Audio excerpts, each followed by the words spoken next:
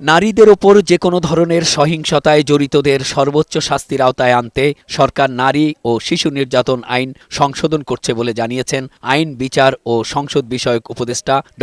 আসিফ নজরুল। তিনি বলেন, এ বিষয়ে সরকার কোনো ছাড় দেবে না।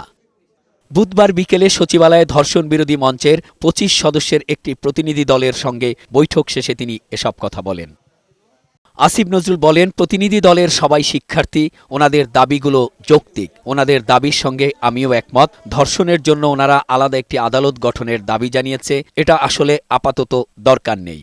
ধর্ষণের মামলার বিচার এখন হয় নারী এবং শিশু নির্যাতন দমন আদালতে, কিন্তু সেখানে ধর্ষণের মামলা ছাড়াও আরও অনেক অপরাধের বিচার হয়, যে জন্য ওইখানে একটা আপনার ব্যাকলগ হয়ে থাকে, মামলা পরিচালনার ক্ষেত্রে বিলম্ব হয়।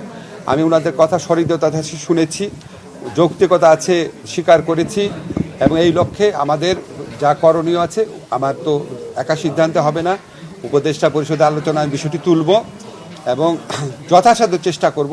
গণ অভ্যুত্থানে এই নারী শিক্ষার্থীদের অবদানের কথা স্মরণ করে আইন উপদেষ্টা বলেন, আন্দোলন যখন এক্সট্রিম পর্যায়ে তখন রাতে হল থেকে ওরা বেরিয়ে মিছিলে রাজপথ কাঁপিয়েছে। নারীদের প্রতি সহিংসতা বন্ধে ওদের এই উদ্যোগ। ছাত্র জনতার যে বিজয় হয়েছে, যে ঐতিহাসিক আন্দোলনের মধ্যে দিয়ে আমরা শেখ হাসিনার সরকারকে বিতাড়িত করতে সক্ষম হয়েছি, ফ্যাসিস্ট সরকারকে, আমি বিশ্বাস করি এটার মূল কৃতিত্ব আমাদের মেয়েদের।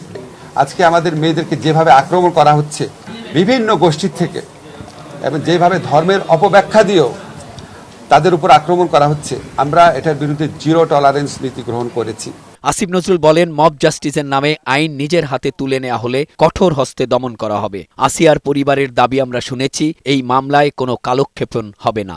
যে আমরা কোনো রকম অযথা কালক্ষেপণ বিন্দুমাত্র যেন না হয়, সেটা আমরা একদম কথা দিচ্ছি। স্মারকলিপি জমা দেওয়ার পর ধর্ষণ বিরোধী মঞ্চের পক্ষ থেকে জানানো হয়, আইন উপদেষ্টার সঙ্গে আজকের বৈঠকের পর আপাতত তাদের কোনো দাবি দেওয়া নেই। মেহেদী আজাদ মাসুম, বৈশাখী সংবাদ, ঢাকা।